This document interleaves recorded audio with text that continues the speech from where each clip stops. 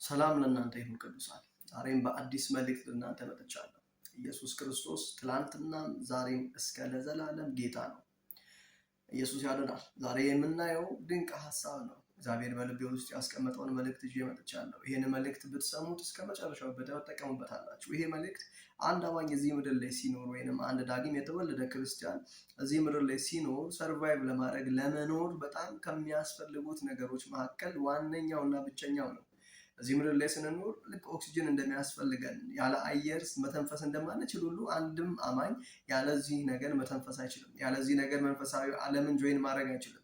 መንፈሳዊውን ነገር መደሰት አይችልም፣ ማግኘት አይችልም። ስለዚህ ለአንድ አማኝ በጣም ወሳኝ የሆነ መልእክት ነው። እዚህ ይህንን መልእክት ከተባረካችሁበት በኮሜንት ላይ ሀሳብ አስተያየታችሁን አስቀምጡ። እንዲሁም ደግሞ ሌሎች ከዚህ ትምህርት እንዲማሩ በእግዚአብሔር ቃል እንዲጽናኑ ሌሎች ሼር አድርጉ። የእግዚአብሔር ቃል ሲናገር የእግዚአብሔር ቃል ሕያው ነው የሚሰራም ነው ይላል። ኢየሱስ ክርስቶስ ጌታ ነው። የእግዚአብሔር ቃል ራሱን ችሎ የሚሰራ ሕያው የሆነ ቃል ነው። የሰው ቃል አይደለም። የሰው ቃል ይሻላል፣ የነገስታት ቃል ይሻላል። የእግዚአብሔር ቃል ግን ጸንቶ ለዘላለም ይኖራል። ስለዚህ ይሄ ቃል ያገኛችሁ በኢየሱስ ስም። ሰምተው ከሚጠቀሙ ሰዎች መካከል ነው። እግዚአብሔር ቃል ሰሙ፣ ከሰሚዎቹ ጋር ግን ስላልተዋሃደ አልጠቀማቸውም ይላል የእግዚአብሔር ቃል ሲናገር። እናንተ ግን ይህንን ቃል እየሰማችሁ ቃሉ በህይወታችሁ ላይ ይገለጥ፣ ቃሉ በዘመናችሁ ላይ ይገለጥ በጌታ በኢየሱስ ስም። የእግዚአብሔር ጸጋ ቃሉን የምታደርጉበት ቃሉን ላይ ተቀብላችሁ ፍሬ የምታፈሩበትን ጸጋ እግዚአብሔር ይስጣችሁ። ኢየሱስ ክርስቶስ ጌታ ነው።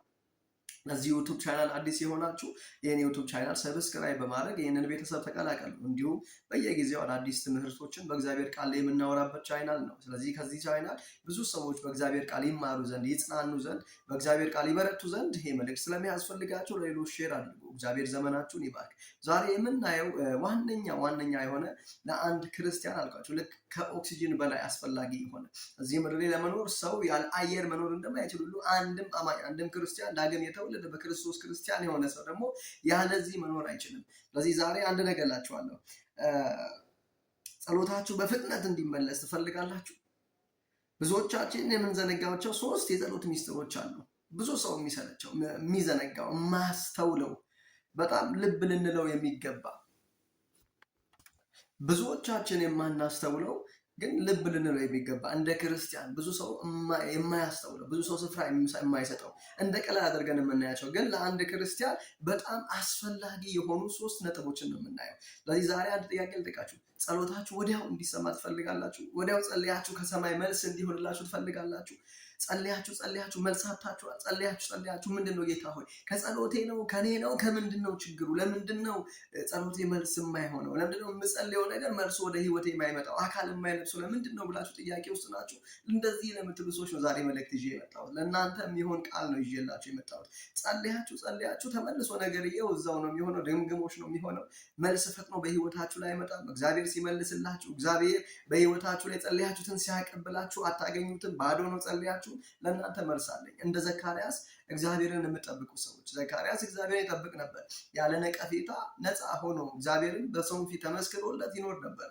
ስለዚህ እግዚአብሔር ባለው ቀን መልሱ መጣለት። ስለዚህ እናንተ ጋር ልክ እንደ ዘካርያስ በመጠበቅ ውስጥ ያላችሁ ሰዎች ማለት እግዚአብሔርን እየጠበቃችሁ በመሰዊያችሁ ላይ እግዚአብሔርን እየጠበቃችሁ በጸሎት በትጋት እግዚአብሔርን እየጠበቃችሁ ያላችሁ ሰዎች፣ ስለዚህ ለእናንተ ነው ይሄን መልእክት ይዤ የመጣሁት። ስለዚህ ጸሎታችሁ ጸልያችሁ መልስ አጣችኋል። መልስ የለም በቤታችሁ።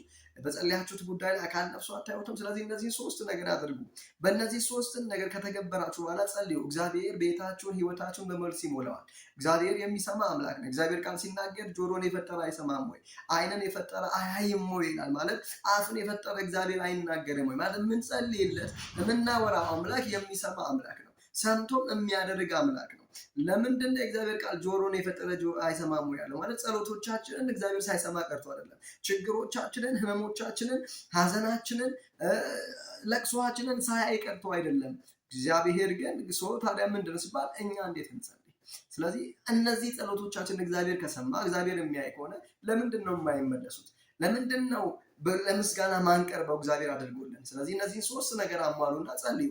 እግዚአብሔር ህይወታችሁን በመልስ ይሞላል፣ ቤታችሁን በመልስ ይሞላል። የመጀመሪያውና ዋነኛው ሚስጥር በእምነት ባለመጠራጠር መጸለይ ነው። ብዙ ሰው ሲጸልይ ሊሆንም ላይሆንም ይችላል። አንዳንድ ሰው እንደውም ከራሱ ጸሎት ይልቅ በሰው ጸሎት ነው የሚደገፈው። እሱ ጸልዮ የሚሰማ አይመስለውም። እሱ እግዚአብሔርን አውርቶ እግዚአብሔር የሚሰማው አይመስለውም። ስለዚህ ህይወቱ ሁሉ ምንድነው? በሰዎች ጸሎት ላይ፣ በሰዎች ህይወት ላይ፣ በሰዎች መንፈሳዊ ድጋፍ ላይ ዘመኑን ሁሉ ይጨርሳል። ስለዚህ ክርስቲያን ግን ምን ማድረግ አለበት? መጸለይ አለበት። ሲጸልይ ግን ምን ብሎ እንደሚሰማ በእምነት መጸለይ አለበት። ኢየሱስ ክርስቶስ ጌታ ነው። በእምነት ባለመጠራጠር መጸለይ ነው የመጀመሪያው ዋነኛው። 3 ነጥቦች ላይ ነው የምናወራት ብያቸዋለሁ። ስለዚህ ጸሎታችሁ እንዲሰማ ከፈለጋችሁ እነዚህን 3 ነገሮች ተግብሩ በህይወታችሁ ላይ። እነዚህን 3 ነገሮች ተግብራችሁ ጸልዩና እግዚአብሔር ያስደንቃችኋል። እግዚአብሔር ያስገርም። ያው ጌታ ምስክሬ ነው። እግዚአብሔር ቃል እንድንኖርበት እዚህ ምድር ላይ ልክ እንደ ህገ መንግስት እንድንመራበት፣ እንድንወጣበት፣ እንድንገባበት የተሰጠን ለክርስቲያን ለኛ ትልቁ መመሪያችን የእግዚአብሔር ቃል ነው። ለዚህ መንፈሳዊ ሰዎች ከሆናችሁ ክርስቲያን ከሆናችሁ የምታደርጉትን ሁሉ እንደ እግዚአብሔር ቃል አድርጉ፣ እንደ እግዚአብሔር ሐሳብ አድርጉ፣ እንደ እግዚአብሔር ፍቃድ አድርጉ። ስለዚህ የመጀመሪያው በጸሎታችን መልስ እንዳይመጡ ከሚያደርጉ ነገሮች መካከል እነዚህ ናቸው። የመጀመሪያው ምንድነው? በእምነት ባለመጠራጠር መጸለይ ነው። ለዚህ አንዳንድ ሰዎች ሲጸልዩ ነው በጥርጥር ውስጥ፣ ለምሳሌ ሊሆንም ላይሆንም ይችላል በሚል ጸሎት ውስጥ ነው የሚጸልዩት። ሊሰማኝም ላይሰማኝም ይችላል በሚል አይነት ጸሎት ሲጸለይ ግን በእምነት ነው። ሙሉ ለሙሉ ምንድነው? በእምነት። ስለዚህ በእምነት ጸልዩ። የመጀመሪያው ነገር እሱ ነው። ያለመጠራጠር የእግዚአብሔር ቃል ሲናገር ማርቆስ 11:24 ላይ እንደዚህ ይላል፣ በጸሎትም የምትለምኑትን ሁሉ እንደምታገኙ እመኑ ይሆንላችሁማል። በጸሎትም የምትለምኑትን ሁሉ የሚል አለበት። ጸሎት ስለምን ይጸልያል ካላችሁ ስለ ሁሉ ነገር። ክርስቲያን ስለማይጸልየው ነገር የለም። ስለሚበላው፣ ስለሚጠጣው፣ ስለሚለብሰው፣ ስለሚሄድበት፣ ስለሚወጣበት፣ ስለሚቀመጥበት፣ ስለሚነሳበት ክርስቲያን ስለ ሁሉ ይጸልያል።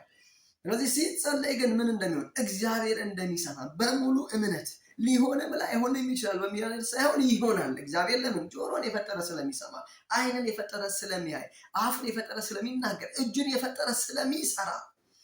ስለዚህ ምን ብለን እንድንጸልይ ይፈልጋል? አምነን ያለመጠራጠር። ስለዚህ እስከ ዛሬ ጸልየን እንዳንመለስ ያደረገልን ምንድነው? መጠራጠራችን፣ አለማመናችን።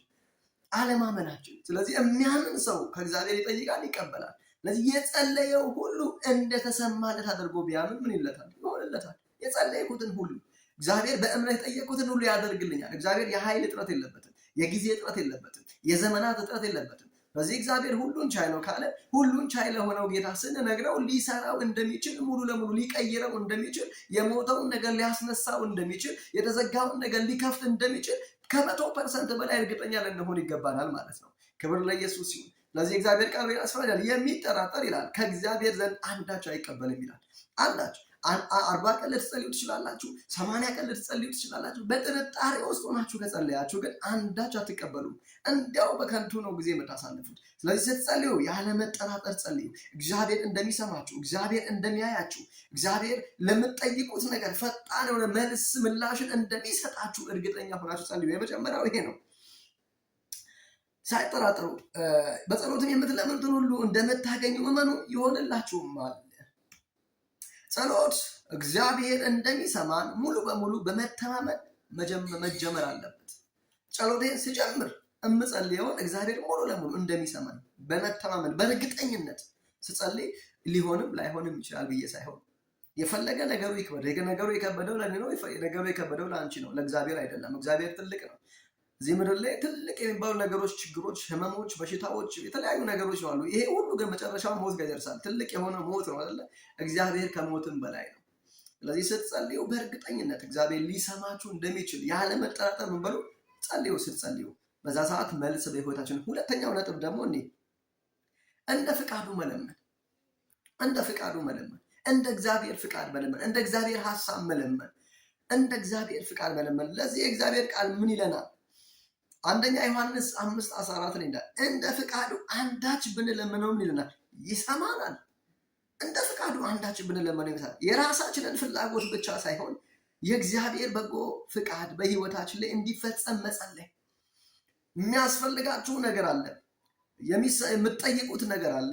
ግን በዛ ጉዳይ ላይ ከጸለያችሁ በኋላ ግን ምን እንደ ፍቃዱ ጌታ ኢየሱስ እንዲህ አለ፣ ጌታ ሆይ ብትፈቅድ አለ። ፋሲካ በደረሰ ክርስቶስ ሊሰቀል በደረሰ ጊዜ ሊጠጣ ያለውን ጽዋ አይቶ ጌታ ሆይ አለ ተባርጎ የጸለየ። ብትፈቅድ ይቺ ጽዋ ከኔ ምንድነው ትለፍ፣ ግን አለው የኔ ፍቃድ ሳይሆን ያንተ ፍቃድ ይፈጸም። አያችሁ ኢየሱስ ያን ጽዋ ቢያልፈው ደስ ይለዋል። ለምን? ያ ሊጠጣ ያለው ጽዋ መራራ ነው። ከእርሱ ማንነት ጋር ከእርሱ ፐርሶናሊቲ ጋር አይሄድም። ስለዚህ ያንን ሊጠጣ የተዘጋጀለትን ጽዋ ባየ ጊዜ አንገሸገሸው። ማለት እሱ ንጹህ ነው። ሊጠጣ ያለውን የኃጢአት የርግማን ጽዋ ባየ ጊዜ ጽዋ ከኔ ይለፋል ጌታ ብትፈቅድ፣ ግን የኔ ሐሳብ ሳይሆን ያንተ ሐሳብ ይፈጸማል። ስለዚህ ስንጠይቅ ስንለምን ከእግዚአብሔር ዘንድ የሆነ ነገር በፊቱ ዘንድ ስንቀርብ በመጀመሪያ በምን ያለ መጠራጠር፣ ሁለተኛ እንደ ፍቃዱ ጸልዩ። ጌታ ሆይ ይሄ ነገር ያስፈልገኛል፣ ግን ብትፈቅድ ፍቃድ ቢሆን ደግሞ አድርገው ጸልያለሁ፣ ግን ብትፈቅድ ይሁን። ስለዚህ የእግዚአብሔር ፍቃድ ጽዋውን እንዲጠጣ ስለነበረ ጌታ ኢየሱስ ጽዋውን እንዲጠጣ ተወው በመስቀል ላይ የተተወ ይላል ኢሳይያስ። በሰዎችም በአምላክም የተከሰ በሰዎችም የተተወ እስኪመስል ድረስ የመስቀልን ሞት ያውም የመስቀልን ሞት ሞተ። ግን ምን ብሎ ነበር? ጸልዮ ነበር እንዲያልፈው። ግን የእግዚአብሔር ፍቃድ ነው ጽዋውን እንዲጠጣ። ለዚህ አንዳንዴ የሆኑ ነገሮች አሉ በህይወታችን የሚሄዱ በቤታችን የሚገቡ አንዳንድ ነገሮች አሉ። ግን ምን እንላለን? እንጸልያለን። በዛ ግን ብትፈቅድ ጌታው ይነሳ፣ እንደ ፍቃዱ መለመን ማለት አንጣ ጌታ ጸለይን፣ ጠየቅን፣ ግን ጌታ ብትፈቅድ አድርግልኝ። ሁለት ሰዎች በተመሳሳይ ጉዳይ ጸለዩ። አንድ ምሳሌ ልንገራችሁ። ሁለት ሰዎች በተመሳሳይ አይነት ጉዳይ ላይ ጸለዩ። ቸርች ገብቶ ወይ ቤተክርስቲያን ገብቶ ተንበርከው በእግዚአብሔር ፊት ሁለቱም ተነጋገሩ። እኔ ይሄ ያስፈልገኛል፣ እኔ ያስፈልገኛል ብለው ጸለዩ በእግዚአብሔር ፊት። ሁለቱም ጸልየው ለእግዚአብሔር ሰጥተው ነግረው እንደተሰሙ አምነው ተመለሱ። በማግስቱ ለአንዱ ተመለሰለት፣ ለአንዱ አልተመለሰለትም።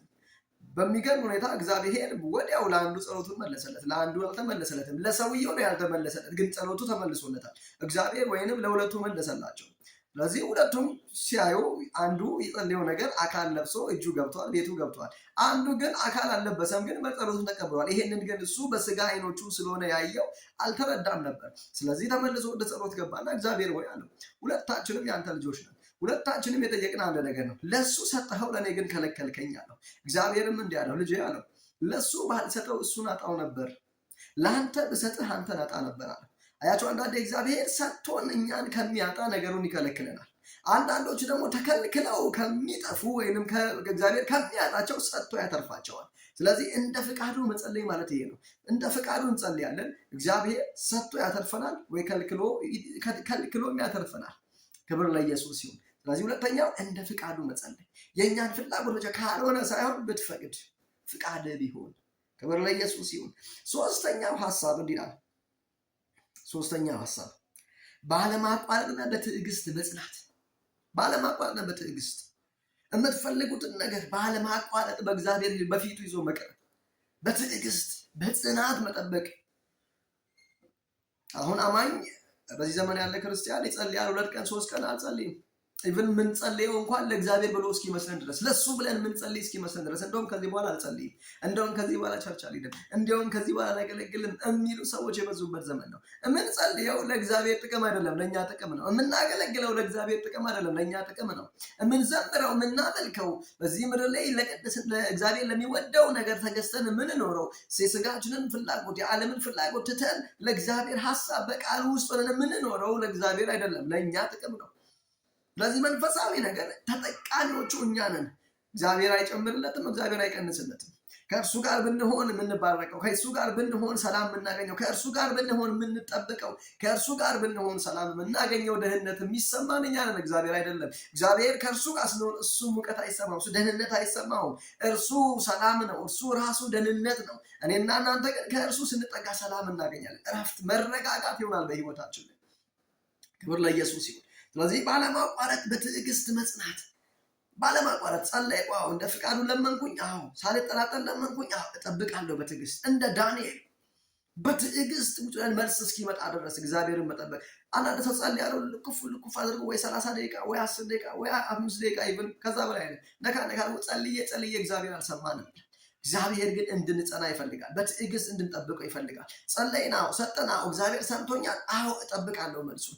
የሚገርማችሁ የጸለየ ሰው በጸለየው በዛው ሰዓት መልሱን እንደተቀበለ ካላመነ ይላል ነገሩን አይቀበልም ይላል። አያችሁ፣ ስትጸልዩ ወረዲ ጸለይኩ አባቶ ይሄ ነገር ያስፈልገኛል ብዬ የጸለይኩ ሰዓት መልሱን እንደተቀበልኩ ማመን አለብኝ። አንዳንድ ሰው ከጸለየ በኋላ ነው ጌታ ወይ የታ አልሰማህም ጸሎቴን አታይም ጸሎቴን የሚለው። ኦሬዲ ምን ብያለሁ ነው ጸልያለሁ ማለት ሰጥቻለሁ ማለት ነገሩ ሆኗል ማለት ነው። ስለዚህ የሚያምን ሰው ኦሬዲ እግዚአብሔር ሰምቶልኛል ሆኗል ብሎ የሚያምን ሰው ይቀበላል ያያል። ያላመነስ በህይወቱ ላይ የሚጠራጠር አንዳች ነገር እግዚአብሔር ዘንድ አይቀበልም ስለሚል እግዚአብሔር ቃል። ስለዚህ በትዕግስት በጽናት ልክ እንደ ዮሐንስ ማለት ነው፣ እንደ ዘካርያስ የዮሐንስ አባት ዘካርያስ ነቀፌታ አልነበረበትም። በጽድቅ በቅድስና እግዚአብሔርን በመፍራት የሚኖር ሰው ነው። እግዚአብሔርን የሚያገለግል ዕጣ ወደቀበት ሲባል አንዳንዴ ድንገት ከህዝብ ማለት ዕጣ ወደቀበት የካህን ቤተሰብ ነው፣ አገልጋይ ነው፣ ተራው ደረሰ ነው የሚለው እንጂ ዕጣ ወደቀበት በቃ አንተ ታገለግል ተብሎ ከህዝብ መሃል የወጣ ሰው አይደለም።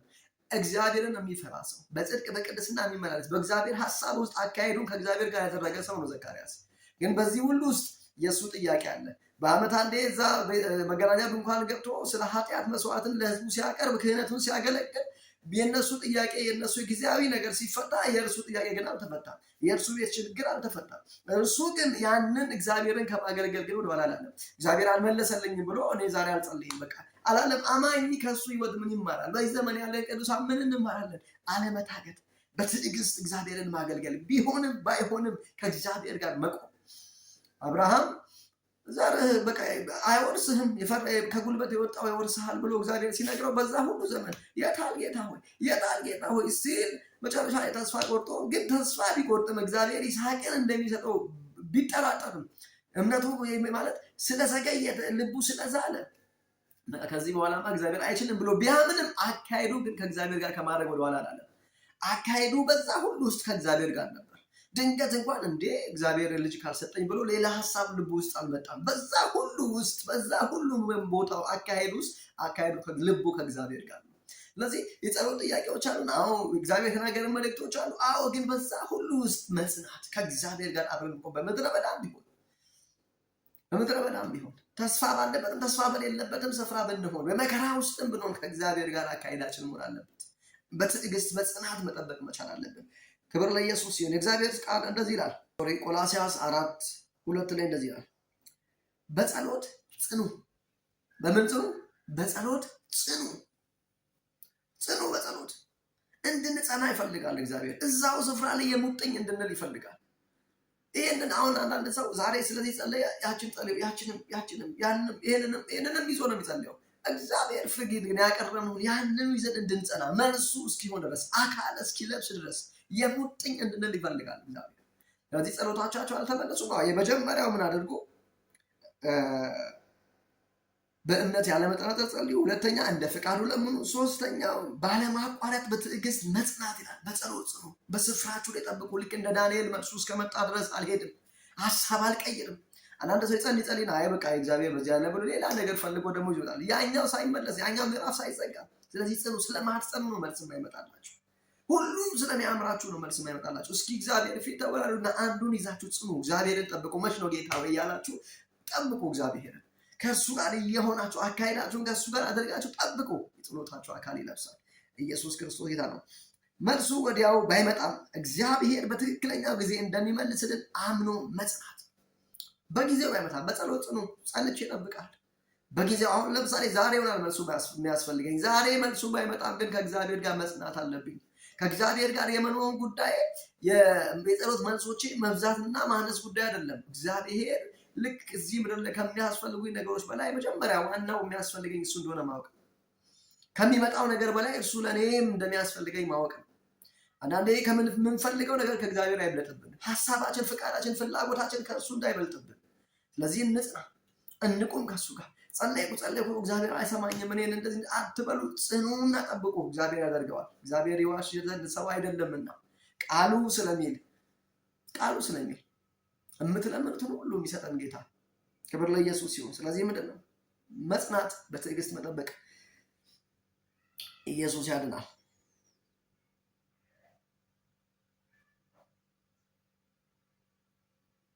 ስለዚህ ቅዱሳን እንድትጸኑ እግዚአብሔር ይፈልጋል። እንድትጸኑ ባለማቋረጥ እንድትጠብቁት፣ እንደ ፍቃዱ እንድትለምኑት፣ በእምነት ባለመጠራጠር እንድትጸልዩ እግዚአብሔር ይፈልጋል። ስለዚህ በእነዚህ በሶስት መንገድ ላይ ጸልዩ። እግዚአብሔር መልስን ያደርግላችኋል። በምንና በእምነት ባለመጠራጠር የጸለያችሁትን ሳትጠራጠሩ እግዚአብሔር እንደሚመልስላችሁ አምናችሁ ጸልዩ። ሁለተኛው እንደ ፍቃዱ ለምኑ። ሶስተኛው ባለማቋረጥ በትዕግስት መጠበቅ። እግዚአብሔር ቃል በጸሎት ጽኑ ስለሚል ጸንታችሁ ሐሳባችሁን ያን የጠየቃችሁትን ያንን የፈለጋችሁትን ያንን እንደ እግዚአብሔር ፊት ያሳያችሁትን ነገር እስኪመልስላችሁ ድረስ ጽኑ፣ በትዕግስት ጠብቁ። አማራጭ ፍለጋ ሂዱ። ኢቭን አንዳንድ ሰው ለእግዚአብሔር ይሰጣል፣ ለዘመዱ ለአጎቱም ሊያግዘው ለሚችልም ሰው ሰጥቶ ነው የሚጠብቀው። እግዚአብሔር ቃል ግን ለእግዚአብሔር የሰጠ ነገር ለእግዚአብሔር ነው። ስለዚህ አምናችሁ እግዚአብሔር እንደሚያደርግ እግዚአብሔር እንደሚመልስላችሁ አምናችሁ ጸልዩ። እዚህ በእነዚህ በሶስቱ መንገድ ላይ ሆናችሁ ጸልዩ። እግዚአብሔር መልስን ያደርግላችኋል። እግዚአብሔር መልስን ያደርጋል። እግዚአብሔር ታማኝ ነው። እግዚአብሔር ይዋሽ ዘንድ ሰው አይደለም። ቃሉ ሕያው ነው። ቃሉ እውነት ነው። ለዚህ ቅዱሳን ስትጸልዩ ሳትጠራጠሩ ይሄ ጸልያል ይሄ አይጸልይም ሰው ነው እሱን የሚለው። ኢቭን እስራኤል ከግብፅ ምድር ወጥቶ በምድረ በዳ በዛ ተአምራት ወጥቶ እግዚአብሔር በዛ በሚደንቅ መንገድ ምድረ በዳ ላይ ምንም በሌለበት ከአለት ውሃ እያፈለቀ እንደዛ እያኖራቸው በአንድ ቀን ተነስተው ስጋ መብላት እንፈልጋለን አሉ። ስጋ መብላት እንፈልጋለን፣ ኢየሱስ ጌታ ነው። ስጋ መብላት እንፈልጋለን ባሉት ጊዜ ሙሴ ወደ እግዚአብሔር ቀርቦ እንዴት ነው ይሄ ህዝብ ስጋ መብላት ፈልጋለሁ ሲል ነገ ይበላሉ አለ እግዚአብሔር። ማለት አቅራቢያቸው ላይ ለነሱ የሚሆን ለነሱ ማለት ስጋን ሊያገኙበት የሚችሉ የሆነ ነገር ሊያገኙበት የሚችሉ ቦታዎች የሉም፣ ያሉት ምድረ በዳ ላይ ነው። እግዚአብሔር ታዲያ ይሄንን ጸሎታቸው ወይንም ይሄንን ጸሎት ነገር ነው ያለ እግዚአብሔር ነገር አለ። እግዚአብሔር ደግሞ የሚናገረው ለኛ ይነገራል። ስለዚህ ተናገሩ ወይንም ጸለዩ፣ ስጋ ነው መብላት እንፈልጋለን። እግዚአብሔር ምን ነው ቀበጣችሁ? ምን ነው አበዛችሁት እናንተ አላላቸውም። እግዚአብሔር ምንም ችግር የለውም ነገ ማለዳ ይበላሉ አላቸው። እግዚአብሔር እንዳለውም ነገ ጠዋት ከድንኳናቸው ሲወጡ አገኙ፣ ስጋውን በሉ። ስለዚህ ሲጸለይ የምትለምኑትን ሁሉ ማለት እግዚአብሔር እንደ ፍቃዱ የምትጠይቁትን ማለት እግዚአብሔር ልክ እንደነዛ ሰዎች የሚያቆያችሁ ነገር ከሆነ ይሰጣችኋል፣ የሚይዟችሁ ይሄን ነገር ከሆነ ይከለክላችኋል። ስለዚህ አመስግናችሁ ያንን ነገር ኦኬ እግዚአብሔር ወይ ያንተ ፍቃድ ስላልሆነ ነው ብላችሁ ስታችሁ ሌላ ደግሞ የእግዚአብሔር ፍቃድ ምንድን ነው? እሺ ጌታዬ በኔ ላይ እንዲሆን የምትፈልገው ነገር አንድን ነገር ስትጸኑ ሲዛችሁ ካልሆነ ስትሉ ግን የእሱንም ፍቃድ በዛ ውስጥ ማሰብ አለባችሁ። እንደ ሀሳቡ እንደ ፍቃዱ መጸለይ ስለሆነ ስለዚህ ያ ነገር አልሆነም። አዎ ዘመናት ፈጅቷል። አዎ ስለዚህ የእግዚአብሔር ፍቃድ አይደለም። ስለዚህ ሀሳባችሁን ቀይሩና ጌታ ሆይ እሺ ፍቃድ ምንድን ነው በኔ በዚህ ሲዝን ላይ በዚህ ዘመን ላይ በኔ ቤት በኔ ህይወት ማድረግ የምትፈልገው ብላችሁ ጠይቁ። እግዚአብሔር በእናንተ ህይወት መስራት ያለበትን የሚበጃችሁን ይዟችሁ ማይሄደውን ነገር ይሰጣችኋል። እናንተን ይዞ የሚሄድ ነገር አይደለም፣ የሚያጸናችሁን ነገር ከእርሱ ጋር እንድትጣበቁ የሚያደርጋችሁን ነገር ይሰጣችኋል። ስለዚህ ዛሬ በኢየሱስ ስም እላችኋለሁ እንደ ውሃ ይዟችሁ የሚሄድ ነገር ወደ ቤታችሁ አይምጣ። ከእግዚአብሔር ጋር የሚያጣብቃችሁ አሁን ካላችሁ በላይ አሁን ካላችሁ ህብረት በላይ ህብረት እንድታደርጉ የሚያደርጋችሁ አሁን እግዚአብሔርን ጌታ ኢየሱስን ከምትወዱት በላይ እንድትወዱት የሚያደርጋችሁ ነገር በኢየሱስም በህይወታችሁ ላይ ይምጣ። ዛሬ የጸሎት ኃይላችሁ ይታደስ። ዛሬ የጸሎት ጉልበታችሁ ይታደስ። ስለዚህ ኢየሱስ ክርስቶስ ጌታ ነው። እነዚህን ሶስቱን ነገር አድርጉ። ሳትጠራጠሩ ጸልዩ፣ እንደ ፍቃዱ ጸልዩ፣ ጽኑ፣ በትዕግስት ጠብቁ። እግዚአብሔር ያደርገዋል። ክብር ለኢየሱስ ይሁን። እግዚአብሔር ዘመናችሁን ይባርክ። ይሄ ሳምንት የጸሎቶቻችሁን መልስ ሁሉ የምትቀበሉበት ይሁንላችሁ። መሰዊያችሁ በኃይል ይታደስ በጌታ በኢየሱስ ክርስቶስ። ከእናንተ አልፎ ለብዙዎች ጸልያችሁ ለብዙዎች መዳኛ፣ ለብዙዎች መፈወሻ ምክንያት፣ ለብዙዎች ነፃ መውጫ ምክንያት እግዚአብሔር ያደርጋችሁ በጌታ በኢየሱስን። ተባረኩ። የኔ ዩቲዩብ ቻናል ሰብስክራይብ አድርጉ። እንዲሁም ሀሳብ አስተያየታችሁን ጻፉልኝ በኮመንት። እግዚአብሔር ከእናንተ ጋር ነው። ተባረኩ።